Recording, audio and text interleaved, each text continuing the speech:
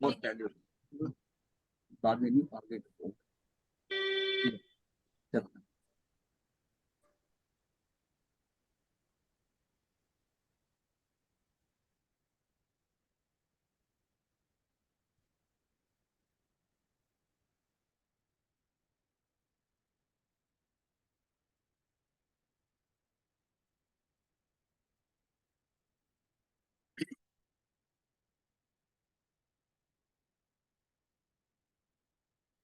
सुख त्याग में है, भोग में नहीं। अब इसमें मुक्ति का उपाय त्याग है, ये बात हमारी चल रही थी। धन बल विद्या राज्य आदि वस्तुओं को चाह करना कामना है। इनके प्राप्त होने पर मैं धनी हूँ, मैं बलवान हूँ, मैं विद्वान हूँ, मैं राजा हूँ आदि मानना अहम है। अहम अहम आ जाता है, अहम भाव है। और ये धन मेरा है, मेरा बल, मेरी विद्या, ऐसा मानना ममत्व है, ममता है। यह कामना और अहम भाव जो है, ममत्व भाव है, दुख के कारण है। शुरू कहां से हुआ? कामना। यही यही कामना, अहम भाव, ममत्व भाव दुख के कारण है, क्योंकि कामना उत्पन्न होते ही चित्त अशांत हो जाता है। मतलब उसमें कुछ उठ रहा है, ऊपर भाव जो उठ रहे हैं ना, इसका मतलब वो अशांत है। अगर वो बिल्कुल ठहरा हुआ, मतलब भाव ही नहीं उठेंगे, नहीं उठे। ये अशांति का दुख कामना पूर्ति ना होने तक बना रहता है। जब तक पूरी ना हो। जब कामना पूर्ति हो जाती है, तो जिस वस्तु की प्राप्ति से कामना पूर्ति हुई है, उस व्यक्ति के प्रति, अब उसके प्रति क्या है, अहमत्व या ममत्व भाव आ जाए, वो आएगा, उत्पन्न हो जाता है। परंतु धन धाम धरा, धन है, धाम, धरा, शरीर आदि जितनी भी वस्तुओं को हमें, जितनी वस्तुओं की हमें प्राप्ति होती है, प्राकृतिक नियम के अनुसार उनमें प्रतिशत बदलाव होता ही है। जो चीज हमने प्राप्त कर ली है, उसमें भी परिणमन तो हो रहा है। प्राकृतिक नियमों अनुसार उसके अंदर प्रतिशत बदलाव होता ही है। उनमें उत्पत्ति विनाश, उत्पाद व ध्रुव हमने किया हुआ है ना, हर द्रव्य के अंदर उनमें उत्पत्ति विनाश का क्रम निरंतर चलता ही रहता है। ये क्या, हमारा द्रव्यत्व गुण है उस द्रव्य का, उसमें उत्पत्ति विनाश का क्रम निरंतर चलता ही रहता है। अतः व्यक्ति जिस वस्तु को मैं रूप मानता है या मेरी मानता है, उसका विनाश या वियोग अवश्य होने वाला है, चालू हो गया है। मतलब जिसको आपने मेरा कहा, अब उसमें विनाश और वियोग तो चालू है, परिणमन हो रहा है। उसके नाश से व वियोग से उसे दुख होता है। अब जब वो ग्रेजुअली नाश और वियोग हो रहा है, और जब उसकी समझ में आ रहा है कि ये ऐसा हो गया, तो दिखाई दे, थोड़ा थोड़ा सूक्ष्म होते होते अब उसको डिफरेंस नजर आता है, तब वो दुखी होता है। उसकी ये बहुत अच्छी चीज खरीदी थी उसने, इतनी सुंदर थी, इतनी चमक थी, अब उसमें स्क्रैचेस पड़ गई, अब धीरे धीरे खराब हो रहे हैं, बाल सफेद हो रहे हैं, आंख पे चश्मा चढ़ रहा है, सुनाई कम दे रहा है। ये सारा क्या है? ये सारा क्या है? ये आप अपने पे मत लो। तो वो सारा जो है, ये होना ही है, क्योंकि जिसका संयोग हुआ है उसका वियोग होना ही। अतः दुख का कारण ये मैंपन जो है ना, मैंपन, और ये मेरापन। पहले मैं आएगा, मैं आएगा, मैं से मेरा आ जाए। मैं का अगर आभास हो रहा है, तो मैं के साथ जो जुड़ा हुआ वो मेरा, ये ममत्व भाव है। इस मैंपन और मेरेपन के त्याग में ही दुख से मुक्ति है, सुख व शांति की प्राप्ति। अब सारा उपाय क्या है कि सुख किसमें है? त्याग में। तो सुख त्याग में, इसका मतलब जितना मैंपन मेरेपन, जितना हम चीजों से जुड़े जा रहे हैं, उतने दुख का सामान इकट्ठा कर रहे हैं। जितना सामान ज्यादा हो रहा है, परिवार बढ़ रहा है, धन दौलत बढ़ रही है, इसका मतलब दुखी होने के कारण बढ़ रही हैं। जितना जितना छूटता जाएगा, उतना उतना सुखी होता है। अब छूटता है तो दुखी होता है। तभी कहा गया है कि छोड़ने से, छूटने से पहले छोड़ दो। जब छूटेगा तो आपको दुख होगा। अपनी इच्छा से मतलब छूटने से पहले छोड़ दो। ये सुख अगर लेना है, तो जिस जिस चीज को आप छोड़ने की हिम्मत कर सकते हो, उसको छोड़ते जाओ। जितना जितना आप छोड़ते जाओगे, उतना उतना आप सुखी होते जाओ, उतने ही हल्के होते जाओ। इस मैंपन और मेरेपन के त्याग में ही दुख से मुक्ति है, सुख और शांति की प्राप्ति है।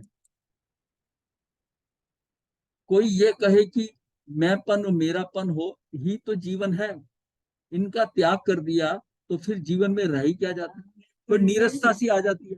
कोई मेरा नहीं, मेरा अपना है अस्तित्व, मैं नहीं करता, मैंने ऐसा किया, मैंने ऐसा किया, मैंने इतना मेहनत की, ये करा।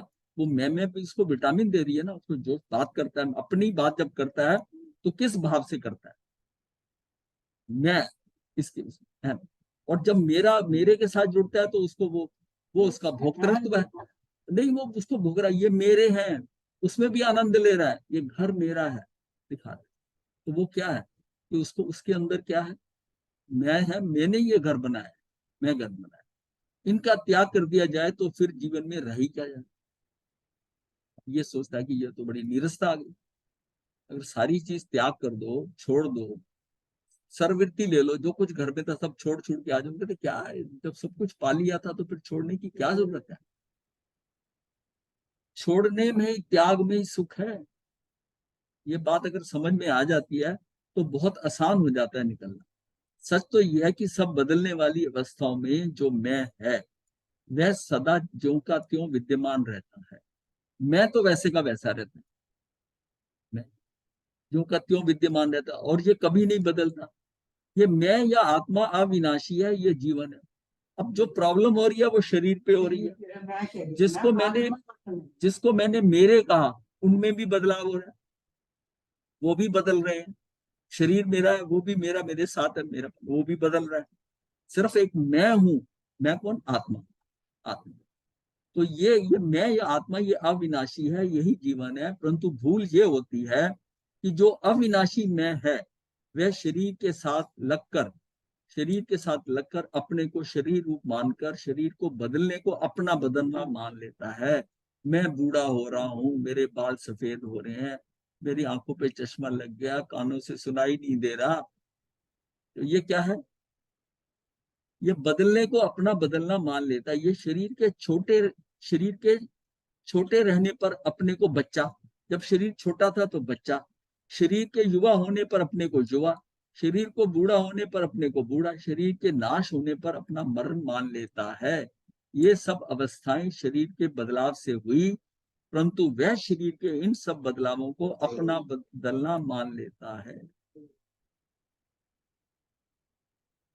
जो भूल है, मतलब यही भूल है कि उसकी उसकी उसकी जो विविधता हो रही है, विषमता हो रही है, जो कुछ उसमें परिवर्तन आ रहा है, उसको मैं अपना परिवर्तन मान ले। जो भूल है, कारण है कि वह स्वयं वास्तव में कभी बदलता नहीं है। आत्मा तो कभी बदलती नहीं। ये बात भाव जो है ना, ये पुष्ट हो जाए कि मेरा मरण नहीं होना, मेरा बदलाव नहीं होना, मेरा कोई कुछ होना नहीं। हम लगे हुए की तरफ ही ना, ये अविनाशी तत्व मैं या आत्मा, मैं कह लो या आत्मा कह लो, जब विनाशी वस्तुएं शरीर धन आदि को मैं रूप या मेरा मान लेता है, अर्थात शरीर के अस्तित्व को अपना जीवन मान लेता है, धन के होने को अपना जीवन मान लेता है, तो उसमें मैं या आत्मा का शरीर का या शरीर व धन के साथ तद्रूपता का संबंध हो जाता है, जिससे वह शरीर व धन से बंध जाता है। तो किसी से बंधने की जरूरत नहीं है, क्योंकि मैं तो एकाकी, मेरे अंदर एकत्व की भावना, मैं अकेला हूं। अगर कहीं रह रहा हूं, कहीं किसी के साथ हूं, तो ये संयोग है और मेंटली प्रिपेयर रहिए कि ये वियोग होगा। आज जिसका संयोग है उससे वियोग होगा ही होगा। आत्मा ये शरीर, ये जो है जिससे वह शरीर व धन से बंध जाता है, दूसरे शब्दों में कहें तो पराधीन हो जाता है। भाई जितनी जितनी जहां जहां मैंने आसक्ति कर ली ना, वो सारे मेरे खूंटे हो, अब मैं उसके ऊपर अटक जाता हूँ, उस चीज के ऊपर वो मेरा बंधने के स्थान हो गया, मैं बंध गया। वह अविनाशी चेतन आत्मा उन वस्तुओं के अधीन हो जाता है जो अचेतन व नाशवान है।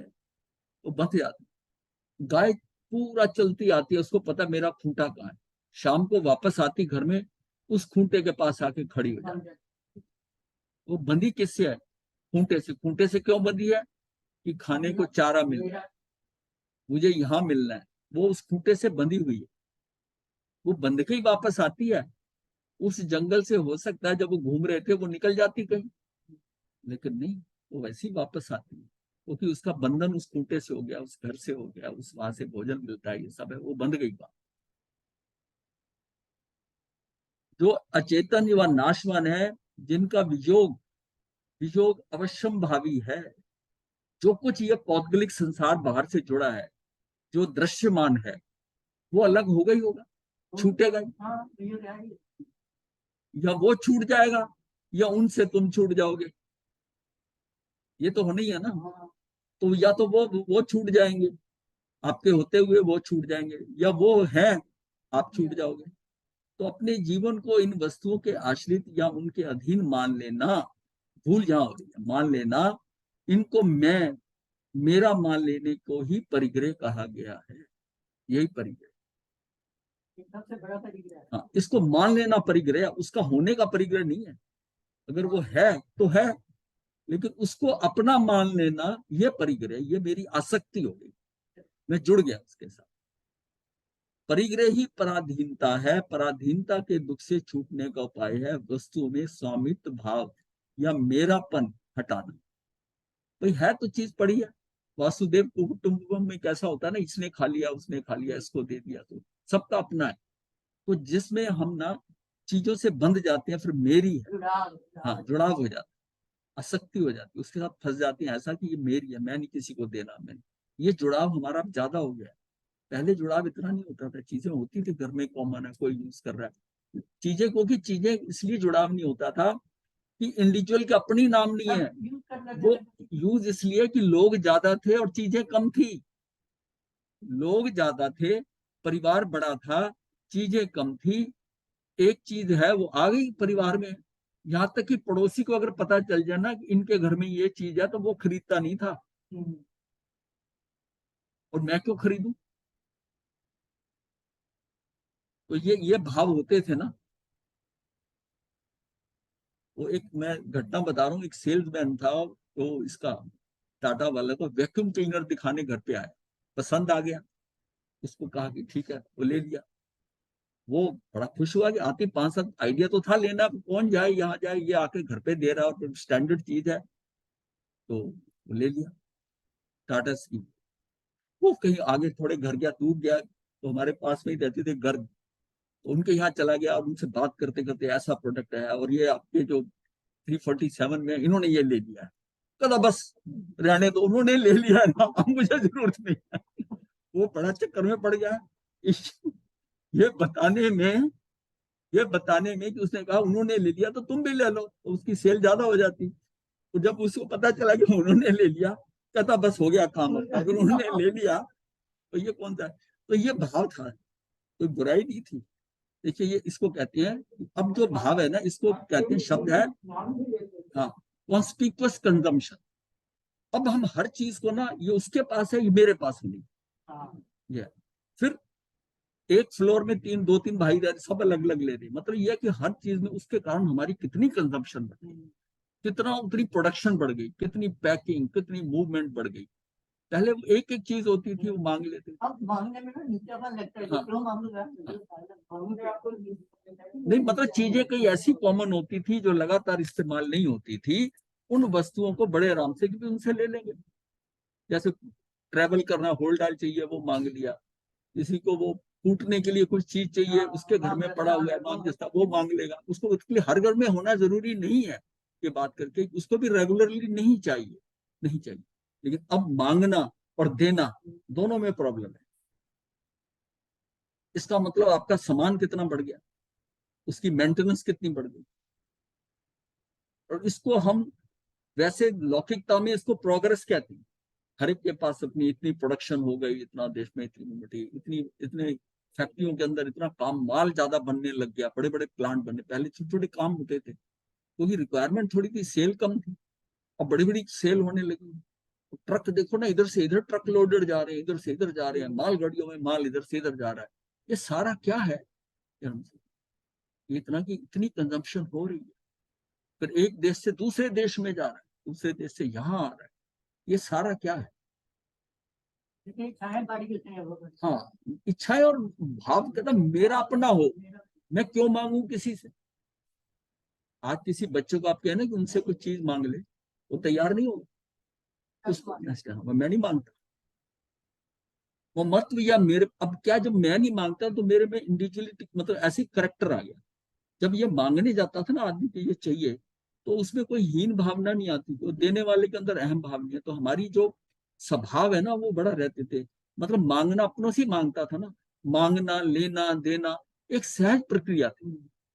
अब क्या है कि इतना अहम बढ़ गया कि ये मेरे पास भी है, मतलब अहम यह है कि मैं, अगर मैंने देखी है तो मैं इसको प्राप्त करूं, मैंने मांगनी नहीं है इनसे, तो नहीं तो गर्दन नीचे हो जाएगी। मतलब ये जो भाव है ना, ये हमें कहाँ हमारे उसके ऊपर इफेक्ट करता है, मतलब हमारे अंदर की सरलता और सहजता को खत्म कर रहा है। और जब मैंने ऐसे लिया तो कोई वो मांगे तो मुझे अच्छा नहीं लगता। हाँ, वो मतलब भाई भाई को देने को तैयार नहीं। तो ये सारा जो है ना, ये जितनी जिसको हम कहते हैं कि हमने उन्नति करी, वो लौकिकता में तो ठीक हो सकता है, लेकिन अगर आप देखें आध्यात्मिकता में देखें तो हम नीचे गए, नीचे गए।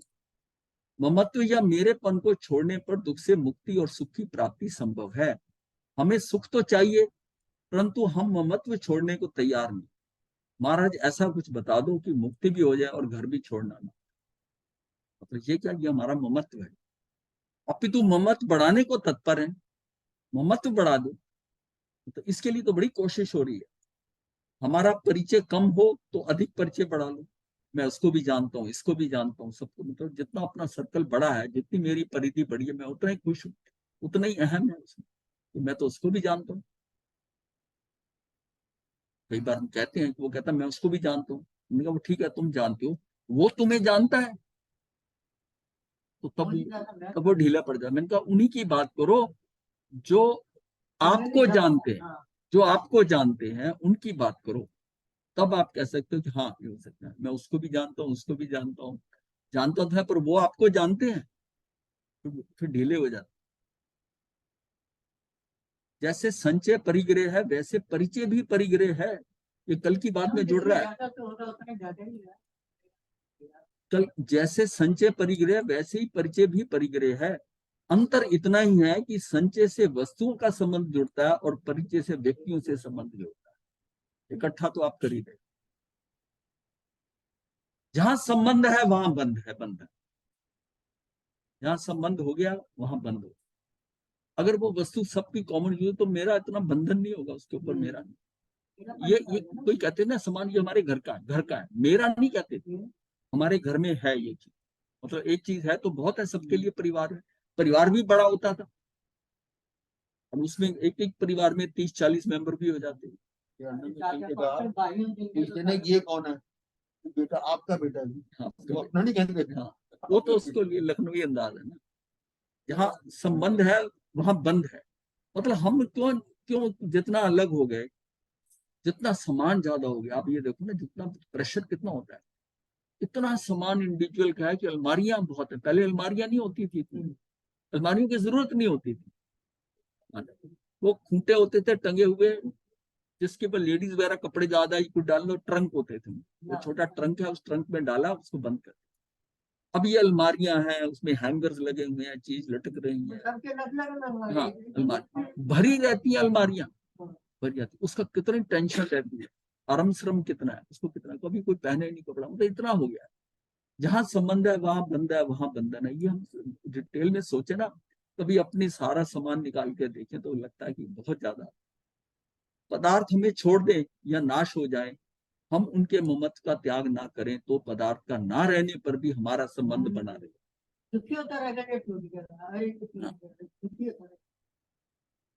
संबंध बना रहना ही बंधन है। जिस वस्तुओं को आपने त्याग दिया, छोड़ दिया, फिर भी अगर आप ये कहें कि ये मैंने दी थी, ये मैंने करी थी, आप बंधन में हैं। ये शब्दों में तो बसा दिया, वो घर छोड़ के आया हूँ। हाँ,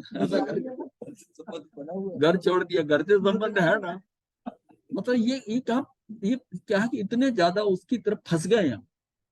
ये फंसना नहीं है, सहज में। और जो देखोगे कि जो चीज आपकी अपनी नहीं है वो टूटती है, फूटती है, उसका कुछ भी होता है, आपको बिल्कुल टेंशन नहीं। लेकिन जिसको आप अपना कहते हो उसमें उसमें थोड़ी सी भी प्रॉब्लम आती है, अब दुखी होते, अब दुखी। संबंध का बना रहना ही बंधन है। ये बंधन ही हमें संसार में जन्म मरण कराता है। जितना हमारी अटेंशन पुद्गलों में है, उतना पौद्गलिक जितना उसमें है, जितनी अट्रैक्शन है, वो पौद्गलिक बंधन जो है हमारा, वो हमसे ये कार्य कराएगा। इसका मतलब हम उसमें रुके हुए जितना बंधन। इसीलिए जो शरीर है ना, ये भेद विज्ञान से शरीर जो है ये पौद्गलिक है। आप जितना इसको अपना समझते हैं, शरीर के जितना इसको अपना समझते हैं, उतने ही आपके अंदर इस पौद्गलिक जीवन के साथ आप उतने जुड़े हुए हैं। और प्राण जो है ना, आप बार बार प्राण आपको मिलेंगे, क्योंकि वो पुद्गल से प्राण होते हैं। प्राण पौद्गलिक है, लेकिन वो भी क्या कि जीव जितने कर्मों के चाहे अनुसार है, जीव पा रहा है, लेकिन कर्मों के कारण जीव बना, जीव का शरीर, उस शरीर के अंदर जो प्राण घूम रहे हैं वो सारे क्या उसके साथ जुड़े। ये सारा पौद्गलिक स्ट्रक्चर है। आप शरीर को अलग कर अपने आप से करके इससे इसे हटाएं, तो प्राणों से आप देखिए कि आपके प्राण जो है ना, बहुत जल्दी थोड़ी 3-4 भव में खत्म हो। जितना हम शरीर से जुड़े हुए हैं उतने हमें वो छोड़ेंगे, ज्यादा शरीर से जुड़े।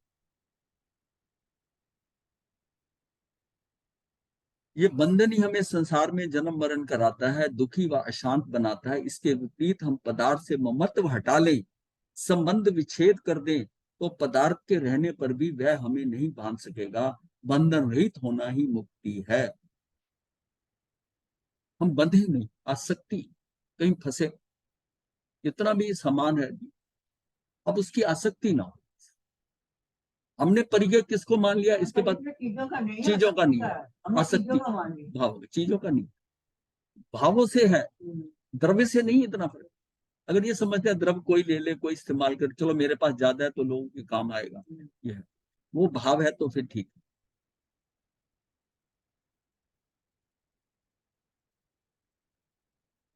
में ही शांति है, सुख है। पदार्थ से संबंध छोड़ देना ही त्याग है। कितने आश्चर्य की बात है कि हम चाहते तो सुख शांति मुक्ति, और बढ़ा रहे हैं दुख अशांति और बंधन के कारणभूत परिग्रह को। सिर्फ हम क्या चाहते हैं, सुख शांति मुक्ति, और बड़ा परिग्रह रहे हैं। जो लेटेस्ट चीज आ रही है, जो नई आ रही है, हम उसको पाना चाहते हैं। वो क्या है, वो जो एक चीज वस्तु आपके घर आती है, वो अपने साथ दुख अशांति और बंधन लेके आती है। आप ये कहोगे मेरी है, इसको कहाँ रखना है, कैसे रखना है, उसकी मेंटेनेंस है, नई है, इसको खराब नहीं करना। कितनी आसक्ति है उसमें। जब उसमें नवीनता जब तक है, उसमें आसक्ति उतनी ज्यादा है। धीरे धीरे वो थोड़ी इस्तेमाल होती है, तो आप देखोगे कि आसक्ति कम होगी। जब किसी वस्तु में नवीनता है, तो आपकी सेंटर ऑफ अट्रैक्शन है उसमें, ये मेरी नई चीज, आप इसको संभाल के भी रखना चाहते हो, दिखाना भी चाहते हो दूसरों में, उसमें उतनी ज्यादा आसक्ति है क्योंकि ये नवीन है। और उसके बाद धीरे धीरे इस्तेमाल करते हुए, नई गाड़ी लेते हो ना, उसपे पहला जो दंड पड़ता है ना, वो बड़ा तीखा दंड होता है नई गाड़ी। क्यों? अभी उसमें कोई स्क्रैच नहीं आया, और पहला दंड हो, मान लिया ड्राइवर ने दंड मार दिया ना तो, और उसके बाद 6-8 महीने के बाद गाड़ी पे इतने दंड पड़ते हैं, वो इतना महसूस नहीं होता। वो महसूस नहीं होता। जो पहला दंड है ना, उसमें देखो तिल मिला जाता। और मैंने ऐसा भी देखा है कि लोगों की गाड़ी शोरूम से निकली है, घर पहुंचने से पहले डेंट हो गया, वो दुखी है, घर पहुंचने से पहले डेंट लग गया। तो कितना नई खरीदी है ना, उसके साथ कितना मतलब बंधन हो गया, बंधन हो गया। आयु घटती जा रही है, परंतु परिग्रह का पाप बढ़ाते जा रहे हैं। मतलब जितना सामान इकट्ठा कर रहे हैं, परिग्रह सारा खेल क्या, परिग्रह सबसे ज्यादा, मतलब पांचों में से, व्रतों में से, महाव्रतों में से अगर है, परिग्रह सबसे इंपॉर्टेंट है, सबसे इंपॉर्टेंट। परंतु परिग्रह का पाप बढ़ाते जा रहे हैं। जितना जितना त्याग बढ़ता जाता है, उतना उतना ही शांति मुक्ति के सुख का अनुभव बढ़ता जाता है। इसके विपरीत जितना जितना भोग बढ़ता जाता है, उतनी उतनी पराधीनता बढ़ती जाती है, बंधन बढ़ता जाता है, बोझ बढ़ता जाता है, उतनी बोझ बढ़ता जाता है, तनाव बढ़ता जा रहा है। अब कहाँ से शुरू है? जैसे जैसे वो उसका भोग बढ़ता जाता है, उतनी उतनी पराधीनता बढ़ती जाती है, बंधन बढ़ता जाता है, बोझ बढ़ता जाता है, तनाव बढ़ता जाता है। त्याग का फल है बंधन से मुक्ति दिलाना, ना कि भोग के बंधन में बांधना। ये प्राकृतिक विधान है कि जितना त्याग बढ़ता जाता है उतना इंद्रिय भोग का सुख घटता जाता है। जितना जितना त्याग उतना सुख बढ़ता है, सुख बढ़ता जाएगा, शक्ति कम होती है, आसक्ति कम। जो चाह रहित होता है वह अभाव रहित भी होता है, और अभाव अभाव ना रहना ही वैभव है। मतलब किसी चीज का किसी को अभाव महसूस नहीं हो रहा तो वो तो वैभवशाली है, नॉर्मल। उसको अगर किसी चीज का अभाव ही नहीं महसूस हो रहा कि मेरे पास ये नहीं है, ये नहीं है, देख के, तो वो उसका उसको तो वैभव हो। जिसके पास कितना भी हो लेकिन उसे लगे ये चीज मेरे पास नहीं है, वो अभाव से। जो 10 चीज है उसका नहीं है, जो नहीं है ना उसका, उसकी चाह हो गई, वो सबसे ज्यादा गरीब हो। जब तक वो पा नहीं लेता उसके दिमाग में खटकता है कि ये वस्तु मेरे पास नहीं। देखिए ना, अपनी कामना इच्छा का, कभी लोगों के पास साइकिल नहीं होता, जिसके पास साइकिल होता था वो साइकिल से फिर वो स्कूटर पे आए, स्कूटर से आगे करते करते कार आए, गाड़ी पे आए, अब इतने ब्रांडेड गाड़ियां आए। अभी भी कोई पुरानी आने वाले समय में अभी भी शुरू हो गया, लोगों के अपने हेलीकॉप्टर हैं, अपने प्लेन हैं, चाहे वो लिमिटेड लोगों के, पर है तो सही ना, है तो सही ना। चार्टर प्लेन करते हैं तो है, चार्टर नहीं है, अपने प्लेन है, अपने प्लेन खरीदे हुए हैं। हाँ, पत्नी के जन्मदिन के ऊपर उसको हवाई जहाज दिया। तो बात कर रहे हो, मैं गलत कह रहा हूँ? हाँ, वो भी बता देता हूँ। अंबानी ने दिया, अंबानी ने दिया अपनी पत्नी को, और ये 3-4 साल पहले की बात है। उसके सही है जन्मदिन। गुरुदेव, हाँ जी, आपको नहीं सही है पता ना? गुरुदेव। जहाज दिया है उड़ने वाला, उसके जहाज का खर्चा है, वो खड़ा है, उसका पायलट है, उसकी सर्विसिंग है, वो रहा पूरा बहुत खड़ा जहाज का, खड़े का ही खर्चा है, खड़े का ही खर्चा है, पार्किंग का खर्चा। छोटा भाई जो था वो हेलीकॉप्टर में फैक्ट्री जाता था, उसके घर के ऊपर हेलीपैड था, वहां से जाता था। अब जो डाउन हो गया वो अनिल, वो उसने अपना हेलीकॉप्टर रखा था, छत के ऊपर था हेलीकॉप्टर, सुबह तैयार होकर उसमें बैठता था, वो उसको न्यू मुंबई लेके जाता था। आप कहाँ पे पहुंचे हो? आप तो सब छोड़ छाड़ के आ गए, लोग कहाँ जा रहे? ये यही बस है, भोग बढ़ाए भवरोग। भगवान महावीर की ज्ञानचर्या का 13वां वर्ष था। राजा श्रेणी की मृत्यु, राजगिरी का वर्षावास समाप्त हुआ, जनता ने भावभीनी विदाई दी। राजगिरी में दूषित भावनाओं का अंधकार बढ़ने लगा। पुनिक ने अपने पिता श्रेणिक से कुछ भी बात किए बिना उनको बंदी बना लिया और काष्ठ के पिंजरे में बांधकर कारागार में डाल दिया। श्रेणिक को क्या अरेस्ट कर दिया, ये बात है 13वें वर्ष, 14वें वर्ष के अंदर वो अंदर जेल में थे। भगवान का 14वां वर्ष, मतलब है कि केवल ज्ञान हुआ उनको, तो वो 42 साल की उम्र में, 42.5 में, और उसके बाद जो है 13 वर्ष कंप्लीट हो गया, 14वां वर्ष चालू हो रहा है। और अभी इसके बाद 16 वर्ष भगवान में और रहने डाल दिया। पुनिक ने राज्य सत्ता से मदोन्मत्त बनकर राज सिंहासन को हथिया लिया, कोई बात ही नहीं करी किसी से, उठा के जेल में डाल दिया। सैनिक को कारागार में अन्न पानी देना भी बंद कर दिया। वह प्रतिदिन कारागार में जाकर अपने पिता की नंगी पीठ पर 100 कोड़े भी लगाता था। कर्म किए हुए थे ना उन्होंने।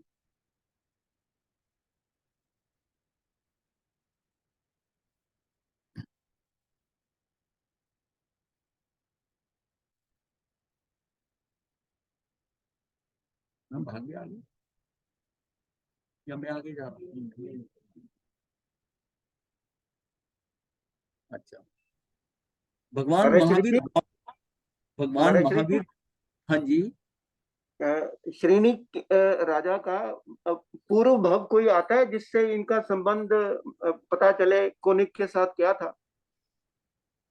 नहीं, ऐसा तो नहीं पढ़ने में आया कहीं। अच्छा पुण्य जी। के साथ कैसा ऐसा वर्णन नहीं कोई। भगवान कहीं आ, महावीर ग्रामानु भगवान महावीर ग्रामानुग्राम विहार करके चंपा नगरी पधार गए। चंपा नगरी में अनेक भव्यजन भगवान की वाणी श्रवण करके अपने जीवन को धन्य बना रहे थे। वहां विरक्ति की एक लहर सी शहर में छाई हुई थी। जिन पालित भी भगवान की शरण में आने को तत्पर था, उसका वृत्तांत इस प्रकार है। चंपा नगरी में माकंदी नामक एक समृद्धिशाली सार्थवा रहता निवास करता था, जिसकी भद्रा नाम की भार्या थी और जिन पालित और जिन रक्षित नाम के दो पुत्र थे। दोनों पुत्र ने 11 बार जहाज से लवन समुद्र यात्रा करके विपुल धन कमाया। वे दोनों 12वीं बार जाना चाहते थे।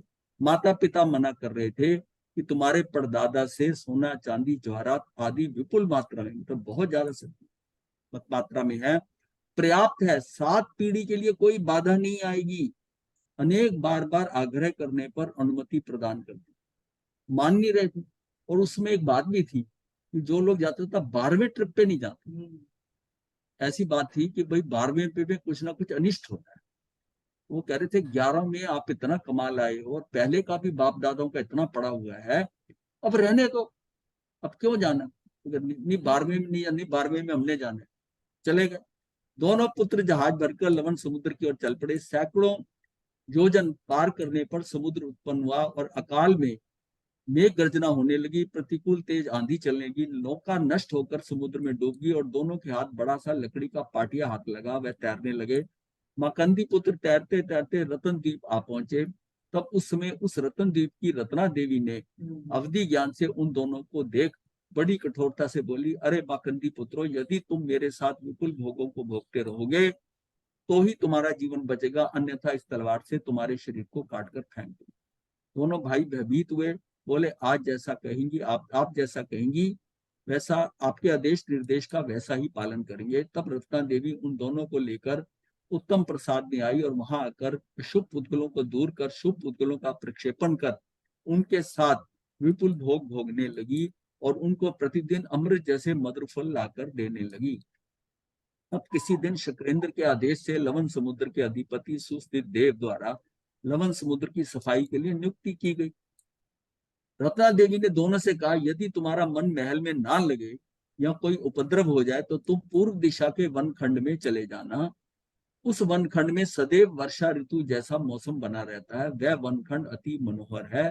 वहां मन ना लगे तो उत्तर दिशा के वन खंड में चले जाना, वहां भी उग जाओ तो पश्चिम दिशा में चले जाना, लेकिन भूल कर भी दक्षिण दिशा में ना जाना। वह तीक्ष्ण भयंकर जहर वाला दृष्टि सर्प रहता है जो हजारों मनुष्यों का घातक है।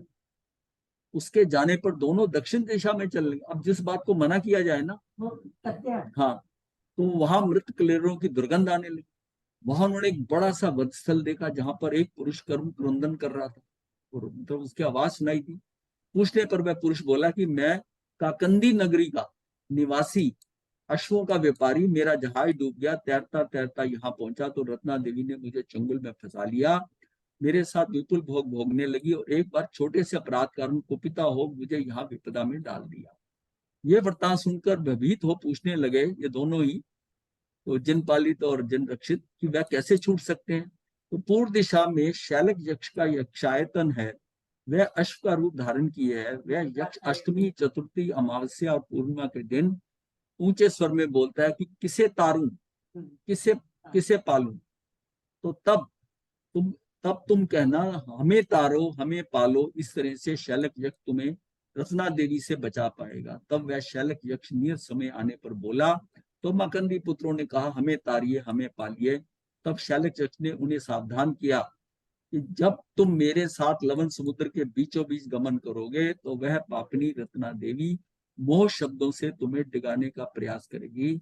अगर तुम उसके शब्दों का आदर करोगे तो मैं अपनी पीठ से तुम्हें गिरा दूंगा। यदि उसका आदर नहीं करते हुए उसके वचनों को अंगीकार ना करोगे तो मैं तुम्हारा निस्तार कर दूंगा। और शैलक यक्ष ने वेकरी समुद्र घात करके अश्व का रूप बनाया, दोनों को पीठ पर बिठा दिया और दोनों ने रत्ना देवी के वचनों पर तनिक ध्यान नहीं दिया। परंतु जिन रक्षित का मन कुछ डिग सा गया, जिसे रत्ना देवी ने अवधि ज्ञान से जान लिया, तब कहने लगे कि जिन पालित तो मुझे पहले ही नहीं चाहता था। वो कहने लगी कि मुझे जिन पालित तो पहले ही नहीं चाहता था, पर तुम मुझे चाहते थे।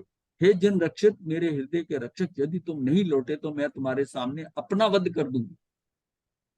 शैलक यक्ष ने अवधि ज्ञान से स्थित जानकर जिन रक्षित को अपनी पीठ से गिरा दिया। उसका मन डोल गया। रत्ना ने उसे गिरते ही, वहां से गिरती तलवार से टुकड़े टुकड़े कर दिया। शैलक यक्ष ने जिन पालित को चंपा नगरी के उद्यान में उतार। जिन पालित दिव्य देशना सुनकर, अब उस जहां चंपा में भगवान महावीर है वहां पर वो जाता है। जिन पालित दिव्य देशना सुनकर वैराग्य से संयम अंगीकार कर लिया, 11 अंगों का ज्ञान लेकर अंत में 1 मास का अनशन करके स्वधर्म देवलोक का देव बना, 2 सागर पम की स्थिति महाविदेह से मुक्त होगा। इसी का पुत्र समुद्रपाल दीक्षा लेकर सिद्ध बुद्ध बना। समुद्रपाल जो था वो जिन पालित का ही पुत्र था, जिन पालित का ही पुत्र था समुद्रपाल। तो अब हाँ, तो ये जो है ना, अब ये बात, ये घटना यहाँ क्यों बताई गई? इसलिए कि जब इतना धन था विपुल, और इसमें क्या, एक भाई गया, वो गया, और उसने क्या कमाया, क्या पाया? जितना सामान लेके गए थे बिजनेस करने के लिए वो भी सारा डुबो दिया। भाई भी चला गया, सिर्फ माता पिता क्या कहने से कि हमारे पास बहुत है, क्या करना आपको, ये इतना है कि 7 पीढ़ियां ही खा लें इसको, वो भी नहीं खत्म होता। तब भी इस भाव से इस बार और कमा के लाएंगे, ये जो बात थी, इसने उनकी ये ऐसी स्थिति बना। तो ये सिर्फ ये घटना बताने के लिए, तो मैंने कहा एक कथा, ज्यादातर कहानी नहीं सुनी होती, और ये प्रवचनों में आमतौर साधु संत लेते हैं इसको, जिन पाले दिन रक्षित लेते हैं। और ये मतलब यह है कि ये महावीर के समय में ही हुआ होगा, उसी समय में, क्योंकि यही आकर फिर दीक्षित होता है वहां पर, जिन पालित।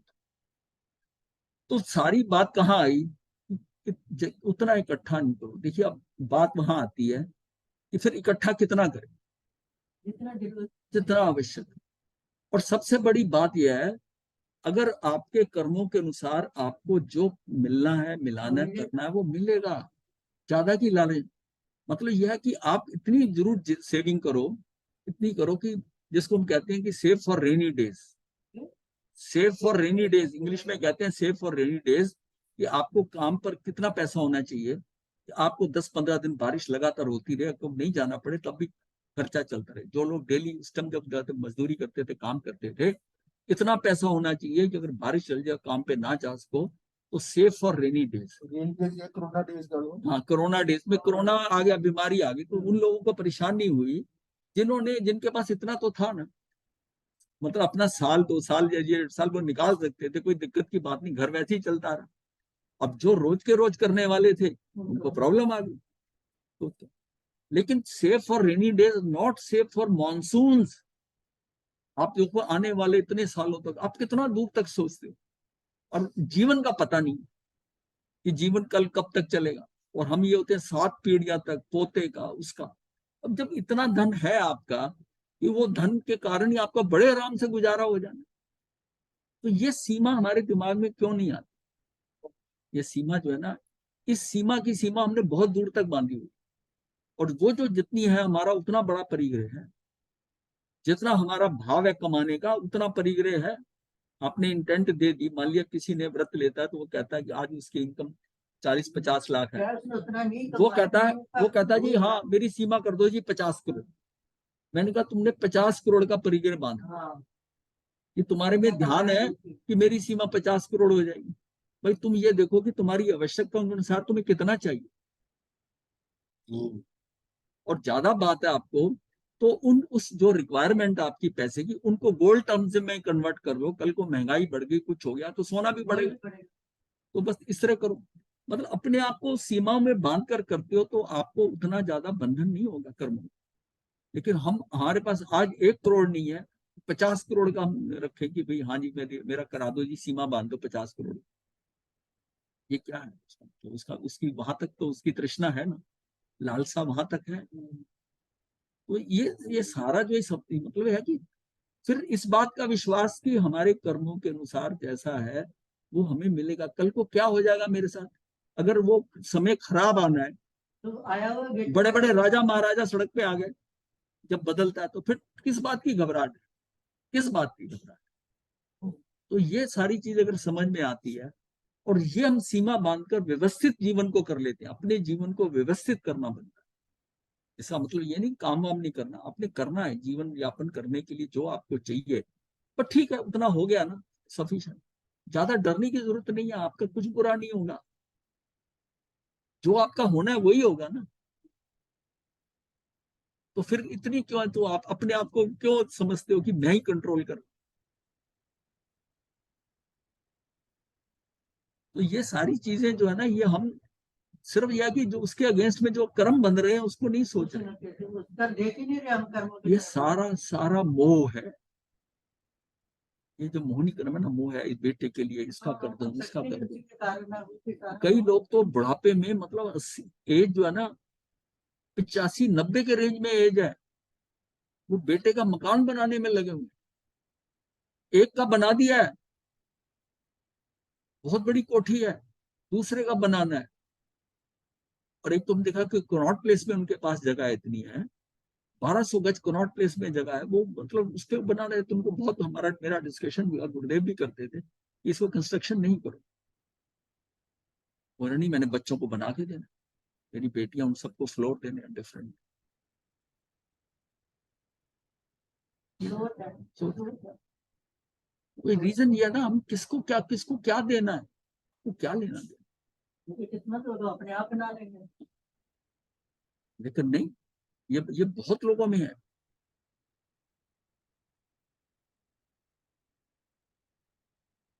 इतना समय है।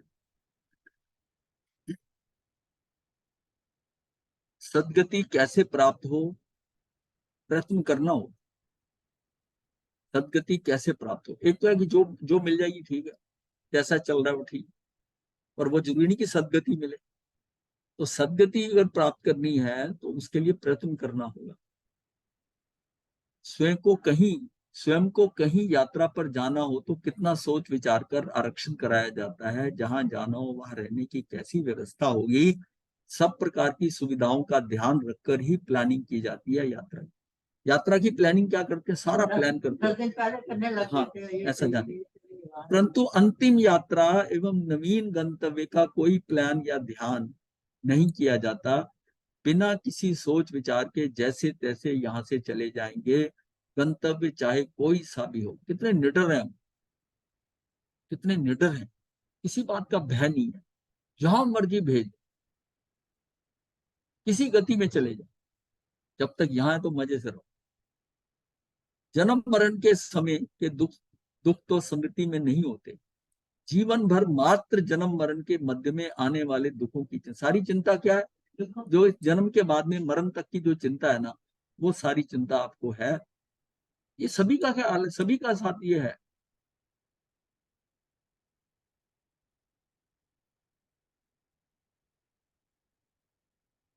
जन्म मरण के समय के दुख तो स्मृति में नहीं होते। जीवन भर मात्र जन्म मरण के मध्य में आने वाले दुखों की चिंता है। हम सारा खेल क्या कर रहे हैं, ना हमें जन्म का दुख पता है, याद है, ना मरण में क्या दुख होगा वो नहीं पता। दुख उस समय भी है, दुख उस समय भी है, जन्म के टाइम भी दुख है। ये जो बीच का जीवन है, इसके दुखों के लिए हम बड़े पर्टिकुलर है कि ये मेरा जीवन बड़ा सुखी है। जन्म मरण के समय के दुख तो स्मृति में नहीं होते। जीवन भर मात्र जन्म मरण के मध्य में आने वाले दुखों की चिंता है। उन्हें ही दूर करने में सारा जीवन व्यतीत हो जाता। वो दुख हटाने के लिए जीवन अपनी अपनी होनहार से प्रेरित जो जीव इस जन्म में मिल गए, उन्हें कुटुंब कहता है। भाई अपने होनहार से, कोई इधर से आ गया, कोई उधर से आ गया, ये हो गया, परिवार बन गया उसका, और मिलकर उनका कुटुंब बन गया, उन्हें अपना समझता है। जबकि स्वयं अकेला जन्मता है और मरकर भी अकेला होना है। परंतु ममता की परिधि जो है, मैं सारे संसार को समेटना चाहता, अपनी ममता की परिधि में ये सारों को इकट्ठा कर जाता, अपनी ममता की परिधि। कितना ममत्व भाव होगा कि मतलब मेरे हैं सारे, ये मेरे हैं ज्यादा से। यही कारण है कि तीनों लोक में अनादि से भटक रहा है, कहीं शरण नहीं मिलती। फिर फिर भी संसार की वास्तविकता को समझना नहीं चाहता। ये कैसी विडंबना है, ये कैसी मूर्खता है, कैसी मूर्खता है। ये सारा कुछ समझ रहा है, ये सारा कुछ है। जीवन कितना है ये भी पता है कि मेजर पोर्शन निकल चुका है। अब अब जीवन का कितनवा रह गया, पोर्शन रह गया। तो ये होगा कि 10% नहीं रहा, किसी के केस में 15-20% होगा, इससे ज्यादा नहीं। ये कैसी मूर्ता है। अब गंतव्य के बारे में भी कुछ चर्चा करें। सदगति के 6 कारण हैं, वैसे दुर्गति के भी 6 कारण बताएं। इन 6 कारणों में सभी कारणों का समावेश हो जाता है। यदि सदगति के 6 कारणों में से कोई एक भी कारण अपना ले तो सदगति की दिशा मिल जाती। जो 6 कारण है सदगति के, उसमें से कोई एक कारण, मिनिमम एक कारण को पकड़े, अर्थात कभी दुर्गति के 5 कारण उपस्थित हो और सदगति का एक कारण उपस्थित हो तो भी सदगति निश्चित हो जाती है। ऐसा विकल्प ऑप्शन बहुत ही अनुकूल है। एक कोई ऐसी चीज है कि जिसके कारण मैं आगे बढ़ सकती हूँ। दुर्गति के सभी कारण दूर करके और सदगति के तमाम कारण स्वीकार करना, ऐसी स्थिति शायद संभव ना भी हो सके। ये मतलब दुर्गति के सभी कारण दूर करके और सदगति के तमाम कारण स्वीकार करना, ये तीर्थंकरों के उस टाइम पर, उस समय कैसे, पर आम कॉमन जो है सामान्य व्यक्ति के लिए ऐसा पॉसिबल नहीं है कि जितने सदगति के कारण है वो सारे भी उसको और दुर्गति के उससे छूट जाए। ऐसा नहीं, ऐसा नहीं। यदि सदगति के 6 के 6 कारण ना अपनाए और दुर्गति के 6 के 6 कारण का त्याग ना करे तो जीव भव भ्रमण करता ही रहेगा। मतलब 6 के 6 कारण जो है, परंतु सदगति का कोई एक कारण पकड़ ले और दुर्गति का कोई भी एक कारण छोड़ दे तो कभी ना कभी काम बन जाए। दुर्गति में 6 जो दुर्गति के कारण उसमें से कोई एक छोड़ दे और सदगति का एक पकड़ ले, बाकी मेरे से नहीं, तो काम हो जाए। अगर उसमें जितने ज्यादा सदगति के कारण और जितने दुर्गति के कारण ज्यादा छोड़ेगा तो उतने भव जल्दी मुक्त हो जाएंगे। नहीं तो क्या है, ये सिर्फ बताने के लिए कि व्यवहार में हम कहते हैं निश्चय में तो जब उसने होना तभी होना है, जो केबीपी में पड़ा वैसे ही होना है, लेकिन पुरुषार्थ में अपने अपने को पुरुषार्थ इसी ढंग से करना है कि मुझे कम भव में जाना है, मैं सदगति के 6 के 6 कारण करने की कोशिश करूं और दुर्गति के 6 के 6 छोड़ने की कोशिश करूं। ये मेरी तरफ से पुरुषार्थ होना चाहिए, जीव की तरफ से। बाकी यह है कि इस बारे में सोच लेना कि ये दुर्गति का है, इसमें छोड़ूं, ये सदगति की तरफ पकड़ूं, इससे भी काम बन जाता है। इतनी समझ आ गई है। जिसको इसी का ही पता ही नहीं है कि दुर्गति कहाँ है सदगति कहाँ है, वो पूरा मूढ़ता में, बेहोशी में जीवन जी रहा है। इतना ग्रद्ध है अपने जीवन के अंदर, उसको कुछ और कुछ नजर ही नहीं आता।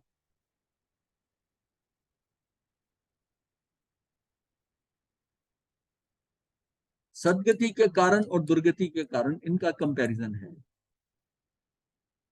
इसमें भी 2 कैटेगरी है सदगति के अंदर, धर्म शून्य और धर्म युक्त।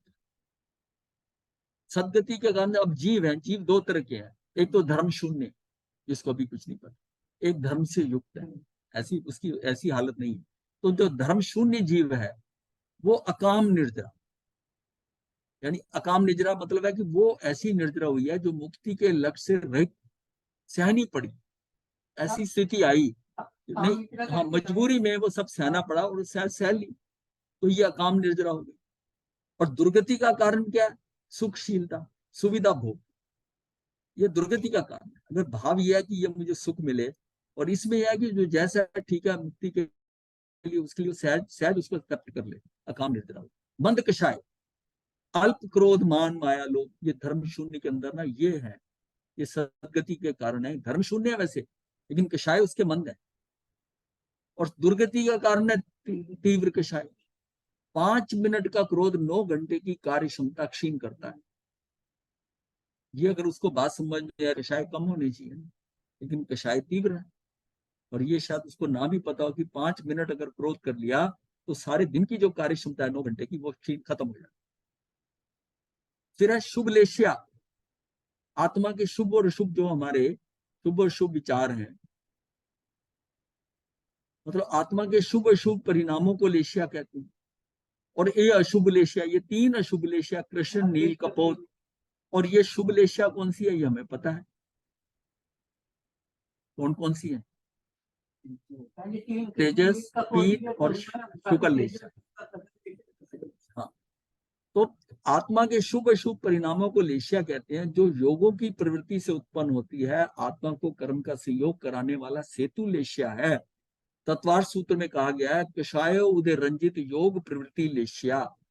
कषाय के उदय से जो रंजित होता है, उसके कारण योग प्रवृत्ति करता है, वो लेशिया है। यानी कि कषायों से रंगी हुई योगों की प्रवृत्ति भाव लेशिया। कषायों से रंगी हुई योग की प्रवृत्ति, अंदर कषाय भाव आ गए और उससे योग प्रवृत्ति कर रहा है, और उससे वो भाव लेशिया हो गई, और उससे जो बाहर से पुद्गल लेगा, वो जिस रंग के लेगा, उस कारण वो उसकी द्रव्य लेशिया हो। अब ये तो हमने जाना था किसका, कि धर्म शून्य, धर्म शून्य। अब धर्म युक्त जीव है जो अपने आप को थोड़ा बहुत धार्मिक समझता है। धर्म युक्त जीव के अंदर है शुभ ध्यान, यानी कि वो धर्म युक्त है तो वो धर्म ध्यान व शुक्ल ध्यान। और अशुभ ध्यान दुर्गति का कारण क्या, आर्त ध्यान, रौद्र ध्यान। चौथे से सातवें गुण स्थान तक धर्म ध्यान होता है। शुक्ल ध्यान 8वें से शुरू होता है। आर्त ध्यान दुख से विलाप, रौद्र में मतलब दुखद को बदलना, रौद्र में जो दुखद स्थिति आई है उसको बदलना, क्लेश क्रोध अनाधिकार से छीनना, ये क्या है, नरगति का बंद कराता है आर्त ध्यान। तो गुण स्थानक क्या है, गुण स्थानक का अभाव है। आर्त ध्यान में त्रियंच गति में भी जा सकता है, लेकिन रौद्र ध्यान जो है वो तो लेके ही जाता है नरगति। गुण स्थानक यह है कि गुण स्थानों में आरोहण कर रहा है, इसमें गुण स्थानक का अभाव है, यानी कि पहले मिथ्यात्व में स्थिर है। मिथ्यात्व की भी बिल्कुल लोअर बॉटम पे, मिथ्यात्व में भी कई स्टेजेस है। तो ये गुण स्थानक मतलब ये ऊपर आरोहण कर रहा है। इसने यह कि इसकी मिथ्यात्व की कई चीजें उसको समझ आ गई कि मुझे ऐसा नहीं करना। द्रव्य विरति यानी त्याग का भाव, इसका द्रव्य से विरति होगी, त्याग का भाव है, मैंने ये छोड़ा हुआ है, ये छोड़ा हुआ है। ये अपने आप को स्थानक में जाता है, प्रवचन सुनता है, उसके साथ अविरति का क्या, अतृप्ति है, सुख पाने की चाह, दुख को मिटाने की चाह, प्रिय को पाने की, अप्रिय को मिटाने की चाह, अनुकूलता पाने की चाह और प्रतिकूलता को समाप्त करने की वृत्ति है। ये क्या है, अंतर्वृत्ति, बाह्य वृत्ति और प्रवृत्ति उसमें फंसा हुआ है। मतलब ये जो है इसकी अविरति मतलब है संतुष्ट नहीं, जीव को अतृप्त है, अतृप्त है, वो बस सुख मिल जाए, मुझे ज्यादा से ज्यादा सुख मिल जाए। तो ये 6 इसकी कंडीशन है सदगति की, और 6 दुर्गति।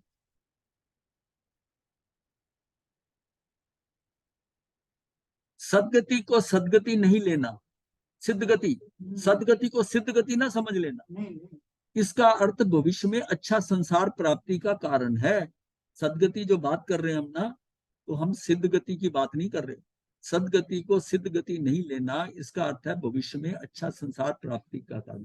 सुगति और दुर्गति संसार में होने के कारण है ही समझना। सुगति भी जो है ना, अगर संसार में है, संसार में रहेंगे तो उसको है ही समझना। सदगति के 5 कारण मात्र सदगति अर्थात विकास के अवसर उपलब्ध कराते हैं। ये आत्मा को आगे विकास की तरफ लेके जाते हैं, किंतु मोक्ष मार्ग नहीं दिखाते। जबकि गुण स्थानक नाम का जो कारण है वो सदगति और मोक्ष दोनों को उपलब्ध कराता है। इन 6 में से जो गुण स्थानक वाला है वो ऊपर तक लेके जाए। अगर गुण स्थान का आरोहण शुरू कर दिया, अगर उसको वो समझ में आ गए कि मैं अयोगी केवली तक बन जाऊं, तो वहां तक मेरा ख्याल यहीं तक ही होता है।